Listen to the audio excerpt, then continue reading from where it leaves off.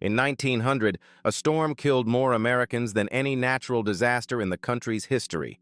The survivors' response was so extreme, they physically jacked an entire city 17 feet into the air. Here's the real chain. Galveston, Texas sat on a narrow barrier island, barely 8 feet above sea level at its highest point, and it was booming as one of the busiest ports in America. Weather forecasting at the time was primitive. The U.S. Weather Bureau downplayed early storm warnings, and Galveston had no seawall and no real evacuation plan. On September 8, 1900, a massive hurricane made landfall directly on the island, driving a storm surge that submerged the entire city underwater.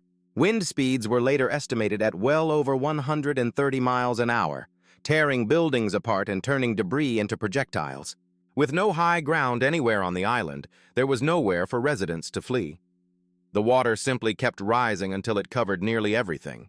An estimated 6,000 to 12,000 people died in a single night, making it the deadliest natural disaster in United States history to this day. Roughly a third of the entire city was physically destroyed. Survivors described walking across streets made entirely of wreckage and debris. The scale of death made basic sanitation an emergency of its own. Bodies were initially buried at sea, but many washed back onto the beaches days later. Crews were forced to burn remains in mass funeral pyres directly in the streets just to prevent the spread of disease across the ruined city. In the aftermath, city leaders faced an impossible question: rebuild a city that could drown again at any moment or find a way to make it safer. Engineers proposed something that had never been attempted at this scale anywhere in the world: physically raising the entire city above future storm surges. The plan had two parts. First, build a massive concrete seawall along the Gulf side of the island to blunt future storm surges before they hit the city. Second, and far stranger, raise the grade of the entire city, building by building, using jack screws to lift structures while sand was pumped in underneath. Thousands of buildings, including massive churches and multi-story brick structures, were jacked up while people continued living and working inside them. Dredged sand and seawater were pumped in underneath the raised structures, slowly filling the gap and permanently raising the ground level of the entire city. In some areas of Galveston, the ground level was ultimately raised by as much as 17 feet, one of the largest engineering projects in American history at the time.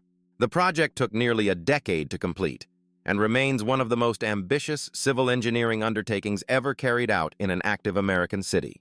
The Galveston seawall held. In later storms that would have devastated the old city, the new elevated Galveston survived largely intact. The disaster also forced a total overhaul of American storm forecasting, pushing the Weather Bureau toward faster warnings and more serious hurricane tracking.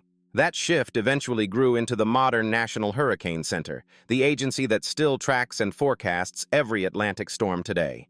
Modern storm surge barriers and coastal engineering projects around the world still draw directly on lessons first proven in Galveston's radical rebuild.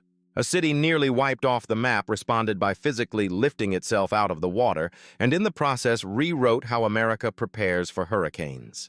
Follow Forgotten Record for more Real Chains history